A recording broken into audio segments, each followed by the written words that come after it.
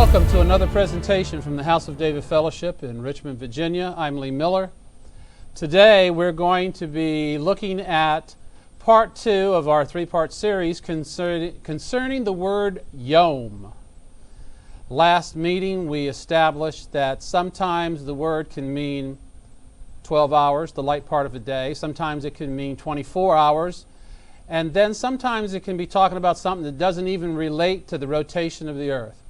So we're going to continue that today. I have entitled this particular message, Yom, When Does Thou Starteth? That title went through several revisions. All right, let's get started with a quick review from what we established last time. Yom frequently includes the dark portion. The dark portion. General principles. Do you remember we looked at Genesis chapter 1 for a general principle? We have to take into consideration the full revelation of Scripture before you can start to pronounce judgment on certain doctrinal issues. And in this particular case, the general principle was found in verse 14, which said that the sun would rule the yom. But we then gave the examples of where that was not the case.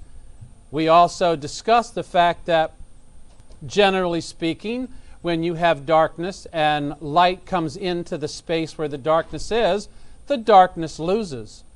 We looked at the passages in Scripture where darkness came into where light was and the light lost. So, we discussed general principles that are not absolute. The problem that we have is that there is no definitive statement in Scripture that says the yom starts now. It's not there. Now, we have other commandments in which there are definitive scriptures. I'll give you an example. Exodus 20, I don't think it's verse 4. I think it's probably 14.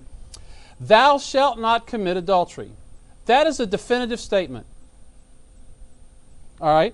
And even in 1631, when they misprinted the 10 Commandments, it was still definitive. It said, thou shalt commit adultery. So either way, even with the typo, it was a definitive statement. Now, I know many of you out there who know me are going, I'm not buying that for a second. But here you go. Here's what it looks like in Old English, verse 14. I'll highlight it for you. And if you want to look up more about this 1631 misprint, just search on the Wicked Bible, History's Worst Typo. Continuing. In the first century, it's very easy for us to see how the people understood the yom. And we are going to look at that before the end of this presentation. But first, we have some things we have to establish.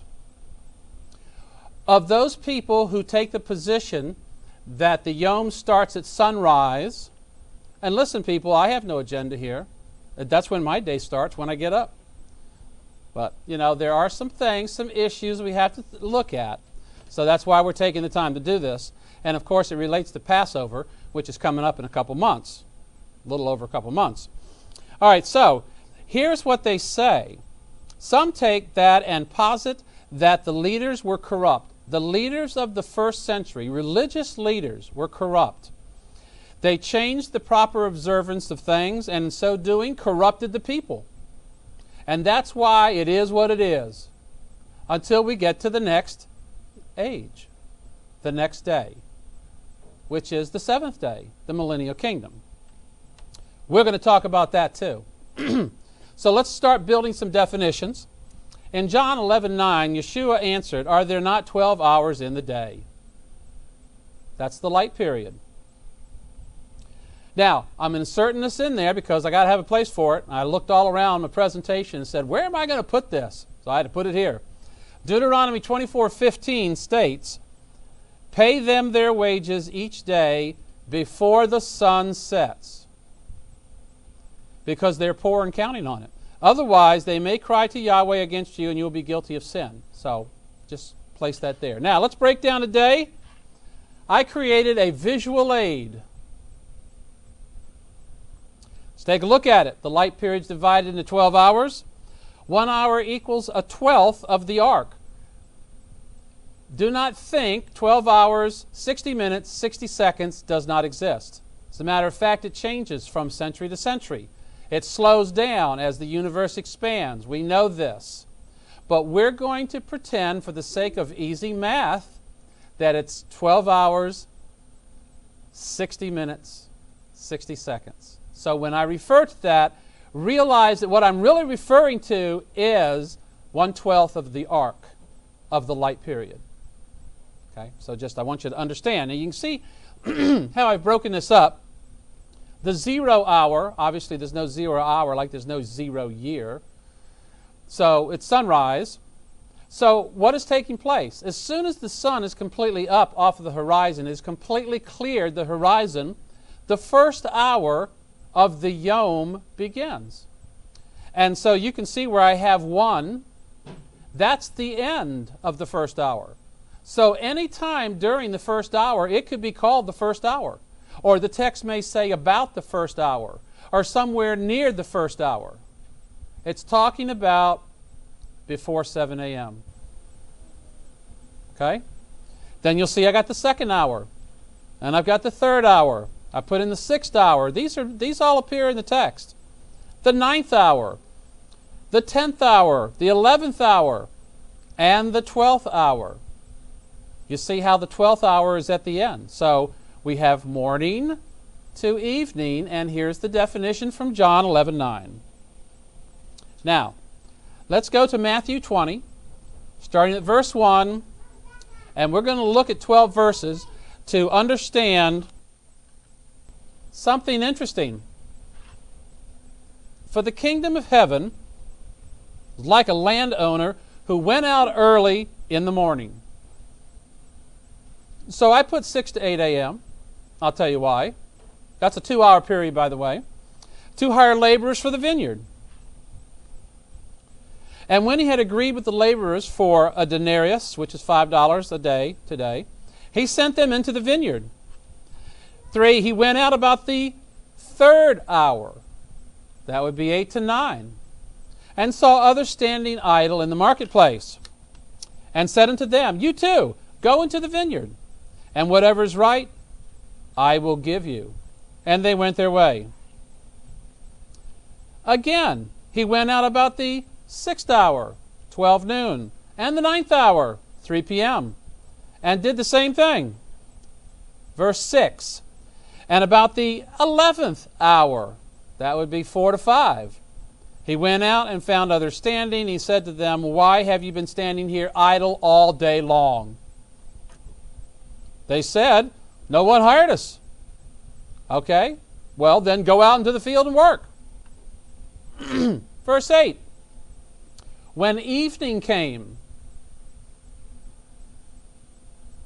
the owner of the vineyard said to his foreman, Call the workers, pay them their wages, beginning with the last ones hired and going on to the first. Verse 9, and when those hired about the 11th hour, somewhere between 4 and 5, when those hired about the 11th hour came, each one received a denarius. 10, so when those came who were hired first, they expected to receive more, but each one of them received the same amount. When they received it, they began to grumble. Wow, how appropriate. What did we just discuss about communicating things that you have issues with? Does anybody ever learn? I wonder. Anyway, verse 11 says, they began to grumble against the landowner. In verse 12, they said, These last men who were hired at the 11th hour have worked only 1 hour. Okay? Now, let's review. 12 hours in a day. The last ones hired worked only 1 hour. Started sometime between the 11th hour, could be near the end of the 11th hour, because it said, and then evening came. And we know that that starts when the 12 hours ends, because there's the 12 arcs, the 1/12th up to the 12th arc of the sun, and then the sun begins to go down behind the horizon. So, when they finished working 1 hour, evening had come, 12 hours ended. Okay, now, let's look at Deuteronomy 23:11. But it shall be, when evening cometh on, he shall wash himself with water. And when the sun is down, he shall come into the camp again. So what do we learn from this passage? Evening comes before sunset. Otherwise, the text would say, when the sun is down, wash with water. And when evening comes, you can go into the camp. That's not what the text says. Also, keynote, Jeremiah 6:4b, the daylight is fading. All right, so that tells you something about what's happening during the light period. The shadows of the evening grow long. What does that mean? The sun still has to be up for shadows to exist. Once the sun has gone down behind the horizon, there is still light, but there are no shadows. So, if the shadows are growing long, the sun is further down. That's a scientific definition, confirmed here in Jeremiah 6:4. So now, let me ask a question. We've talked about evenings some. How many evenings are there? Well, that's an odd question. Well, let's look at Exodus 12:6 from the KJV. Surely we can get a correct answer from the plain reading of the English text. And ye shall keep it up until the 14th day of the same month, and the whole assembly of the congregation of Israel shall kill it in the evening. What is the problem with this verse? 5 letters. Let's look at this verse correctly. Then the whole assembly of the congregation of Israel will kill it between the evenings. Evenings is plural. Ben ha-abarim. Here's the Hebrew. There's the transliteration. It occurs 11 times in Torah. Occurs once in the Gospels, not counting the crucifixion. So there's at least 2. Otherwise, what does a plural mean? What can we find out about about when the 2 evenings occur? Let's take a look. In Exodus 29:38, now this is what you shall offer on the altar: 2 lambs, each 1 year old, so that's young, daily, continuously. Let's expand that out in the English. This is what you shall offer on the altar every day, ongoingly: 2 lambs, each 1 year old. All right? Verse 39, the first lamb thou shalt offer in the morning. The second lamb thou shalt offer between the evenings. It's not the word other, it's the word second in the Hebrew. Passage occurs in verse 41. The second lamb thou shalt offer between the evenings. Also Numbers 28:4 and 8. We'll see them later. Let's continue with our definitions. Mark 13:35. Therefore keep watch, because you do not know when the owner of the house will return, whether it's in the evening or at midnight, or when the rooster crows, or at dawn. Here's a division of the night according to Roman law of 4 watches. Tanakh had 3 watches. Roman law had 4. If you have 12 hours in the day, guess what? By scientific definition, you got 12 hours in the dark period too. Now, exceptions to that rule, go to Alaska. I did. I went during the summer.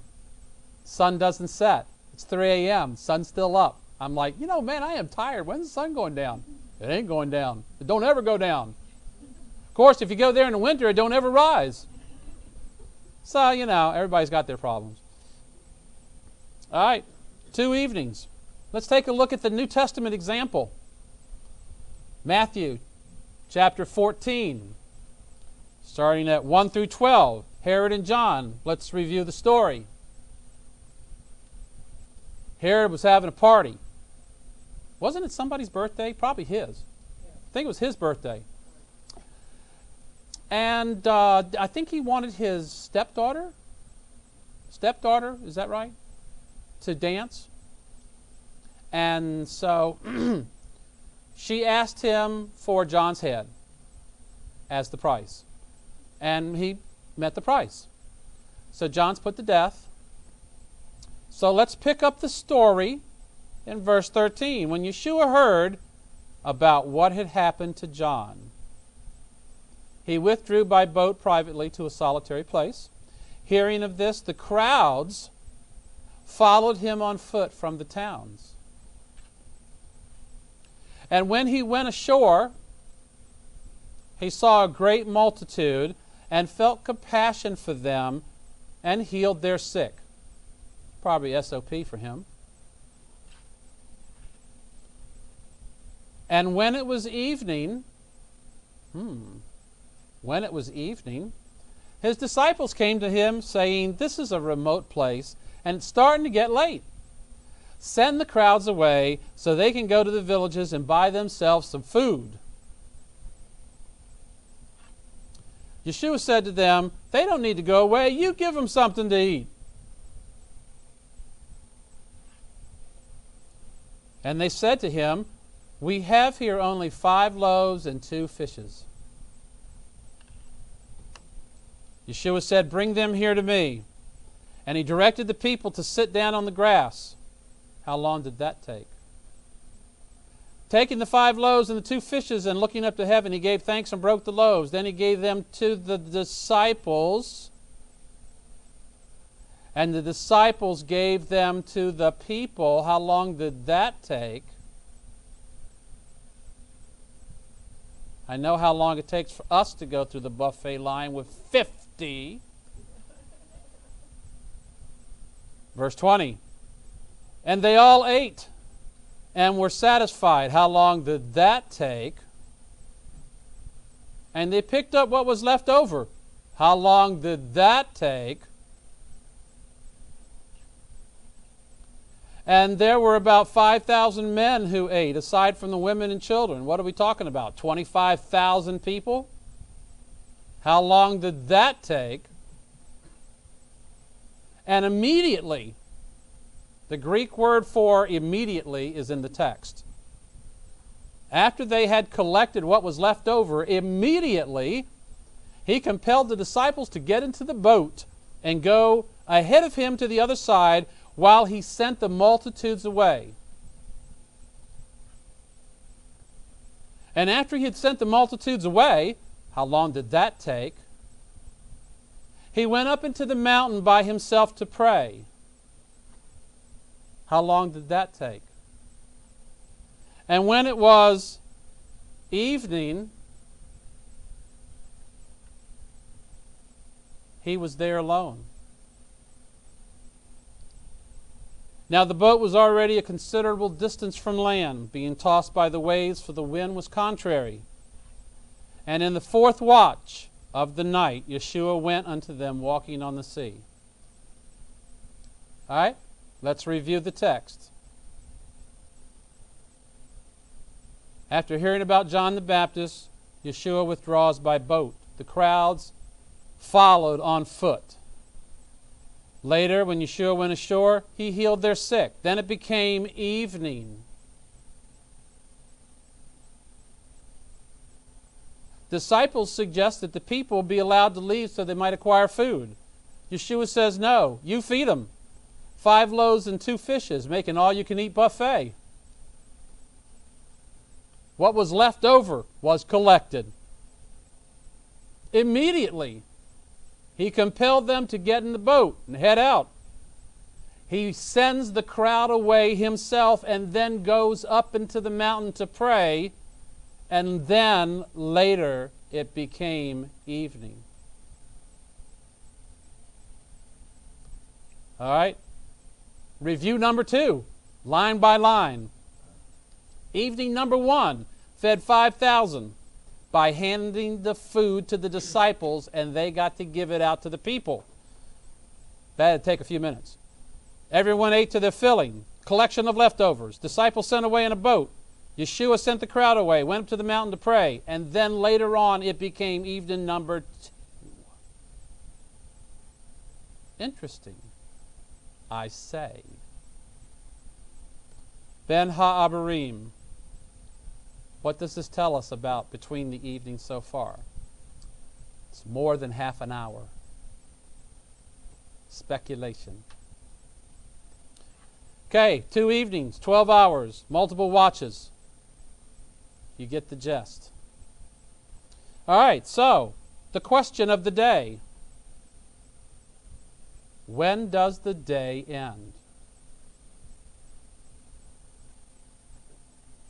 What does this text mean? Deuteronomy 21:22. If a man has committed a sin worthy of death, and he is put to death, and you hang him on a tree, his body shall not remain all night upon the tree, but you shall make certain that you bury him on that day. The Hebrew word is yom. What does this mean? Joshua chapter 8, 1 through 22, the attack on Ai.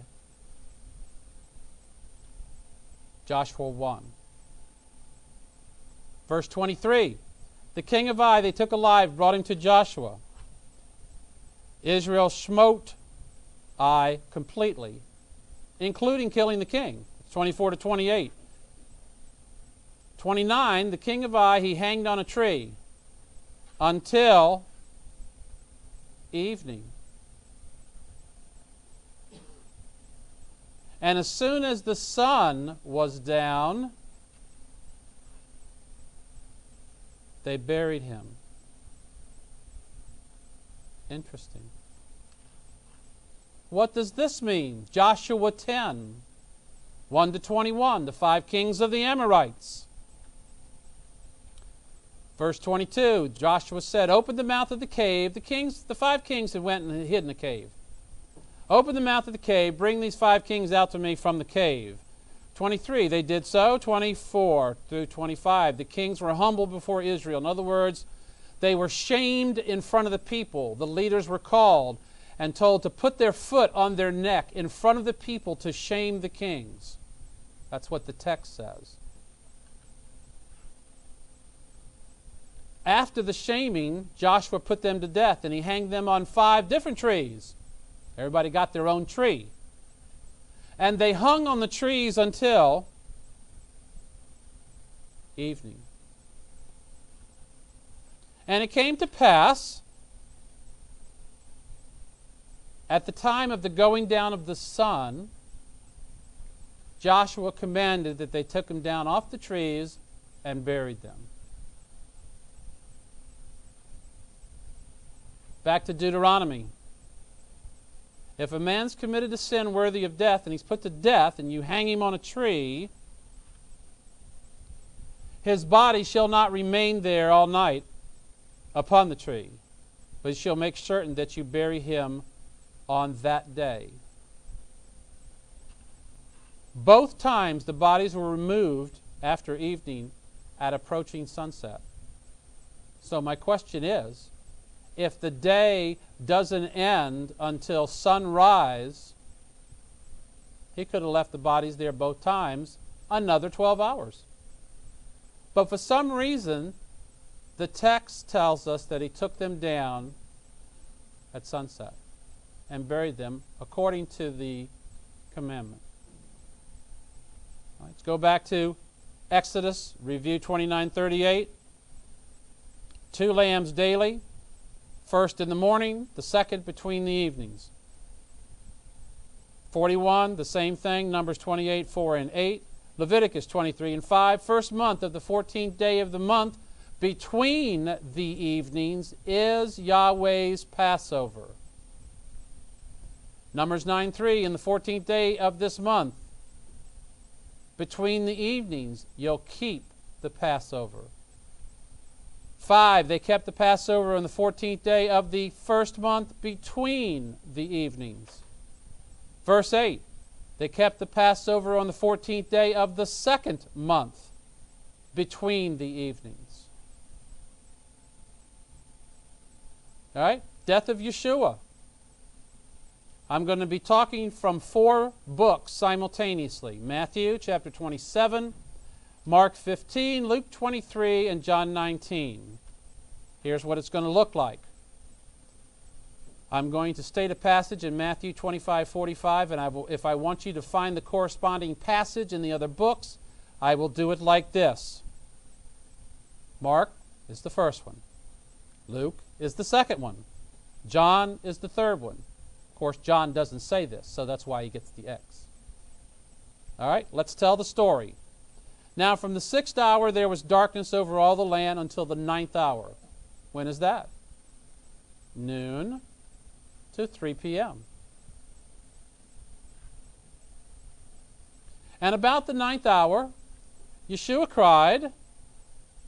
When he cried again with a loud voice, yielded up his spirit. The other 3 books, there's your reference.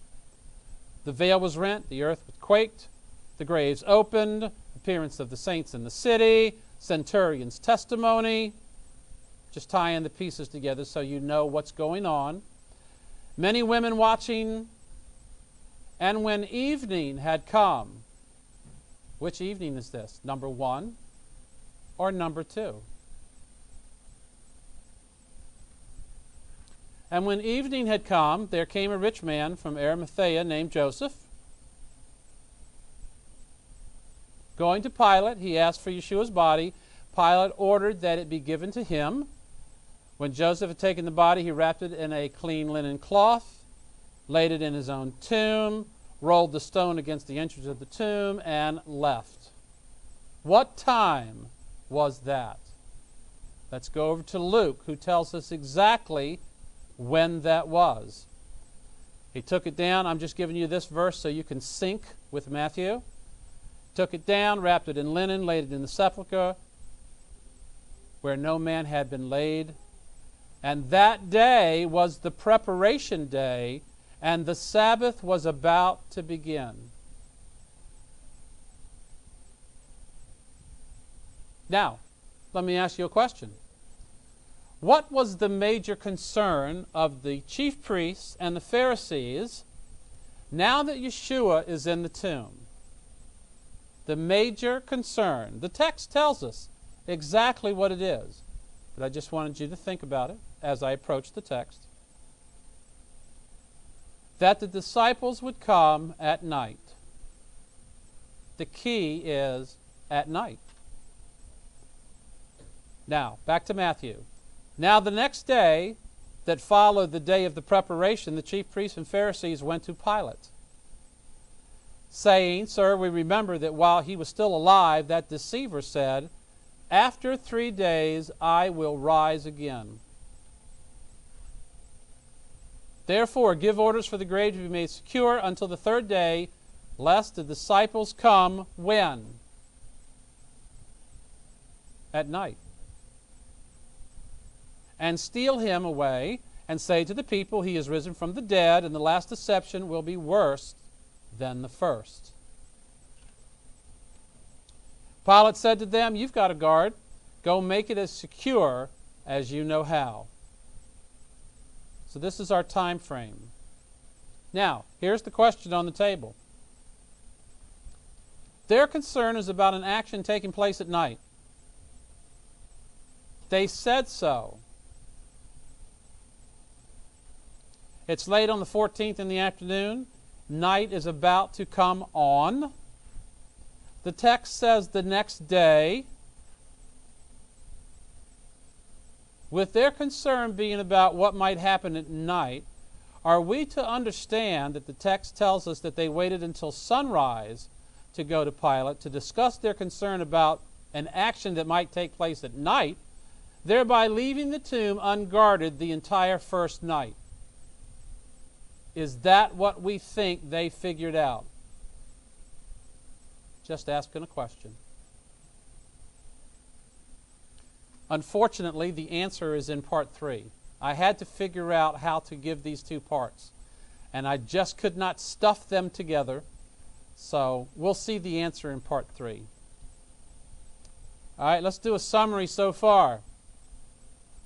If the day starts at sunrise, Joshua could have left the bodies on the trees until sunrise, and yet the scriptural record makes a point of emphasis about evening and the setting of the sun, and it doesn't do it once, it does it twice.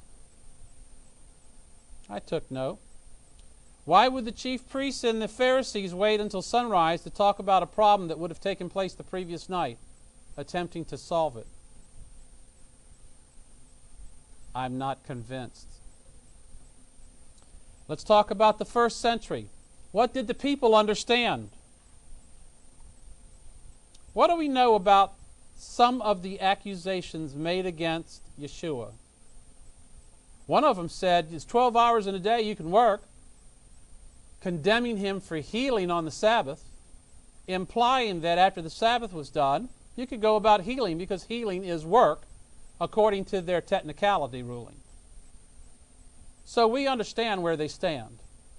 Now in Mark 1:32 it says, that evening after the sun had set, the people began bringing to Yeshua all the sick and demon-possessed. That tells me the people thought the Sabbath ended at sunset. Otherwise, they wouldn't have brought him out until sunrise. Luke 4:40.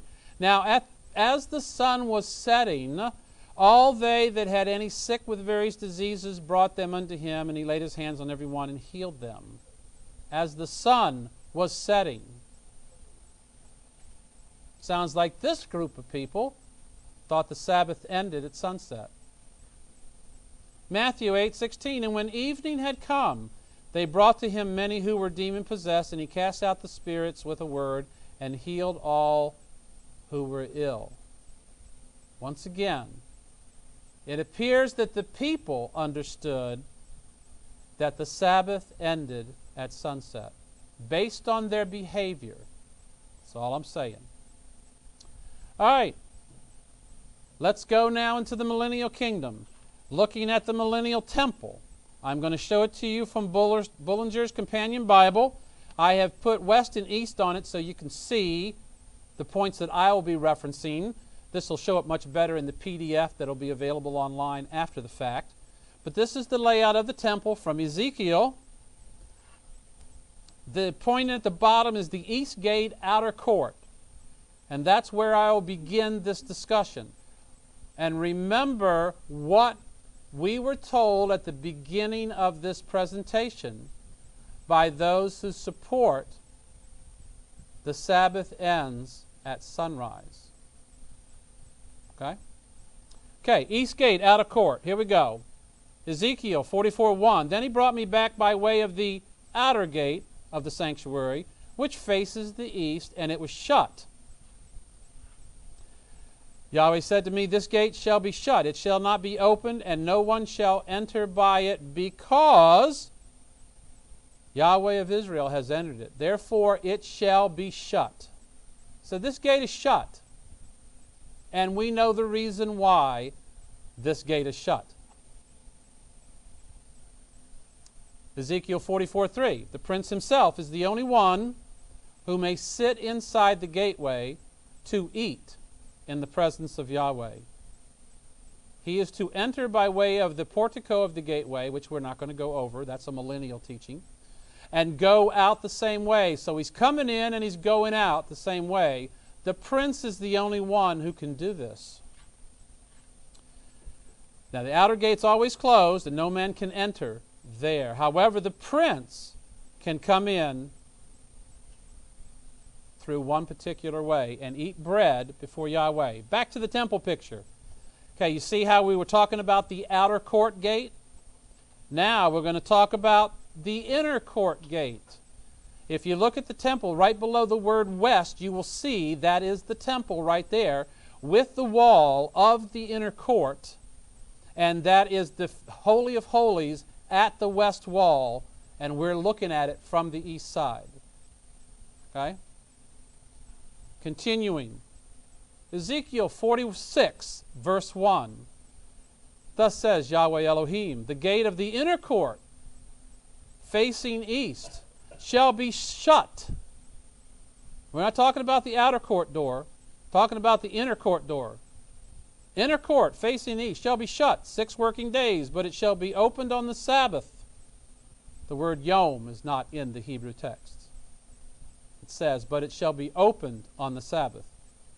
And it's also opened on the day of the new moon. We're not going to deal with the new moon today. That's a different teaching. Our interest is that the text says it's open on the Sabbath. That's what it says. It's closed on the 6 working days, but it's open on the Sabbath. Now, what was the accusation? Leaders were corrupt. They changed the law. The people who did not know better believed and followed them. And that's why they thought the Sabbath ended at sunset. This age is what it is. But corrections will be applied in the next age when Yeshua reigns. I'm not going to disagree with that. I think there's some things that we're not clear on that he'll set straight. I have no problem with that. And just as a reminder, it's been resolved that the Sabbath includes a light period and a dark period. That was part 1. Let's continue. If the gate of the inner wall closes just before the beginning of light, if it closes just before the beginning of light, then the Sabbath starts at sunrise and ends at sunrise, because the gate would be closed at the beginning of light. So it would be light period followed by dark period. However, if the gate closes around the ending of light, the evening, Hebrew Erev, then the Sabbath starts with the dark period first, followed by the light period, so it can end at the end of the light period. I know that's confusing, but this is how I understand it. Okay? These are the 2 options that I see. So, what will be written on my tombstone? What does the text say?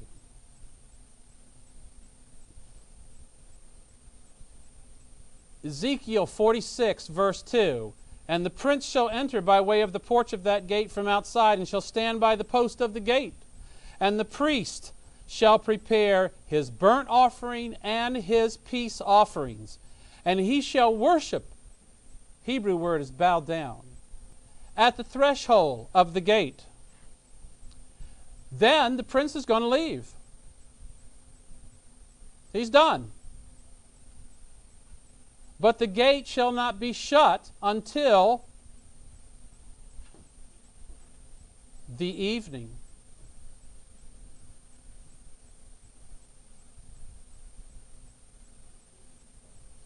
Let's look at it in Hebrew. This is a dump from my Windows BibleWorks 9 program. You see the red that I'm highlighting? That's the last phrase of the Hebrew text. Here's what we're going to do. Let's zoom in. The phrase says, until the Erev, the evening. So even though the prince, who is the only one who can be there doing what he's doing, leaves because he has finished, the gate remains open until the evening, because it's closed on the other 6 days, but it remains open until the evening. So, What is House of David all about? It's about the weight of evidence. And I'm looking at this. You know, like I said, I got no agenda. My day starts at sunrise. Yeah, that's just the way it is. But there are certain times when certain things are specified, and that's why I have to apologize that I could not do part 3 before part 2, because I really specify, and I will specify when I do part 3. So you're just going to have to be here for part 3. But anyway, the weight of evidence so far is that what they were doing in the first century looks like they're going to do on the 7th day, as I understand the text. If the gate closes around the ending of light, then the Sabbath has come to an end, because it's closed for all 6 days, but it's opened on the Sabbath. Yom is not in the Hebrew text. So, the millennial kingdom is the corrected version of what time is it. The weight of evidence to me suggests that I should follow this pattern until I get more light on the subject.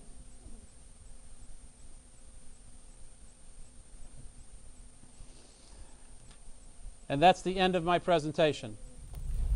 Thank you so much. I appreciate it. And I will take questions now.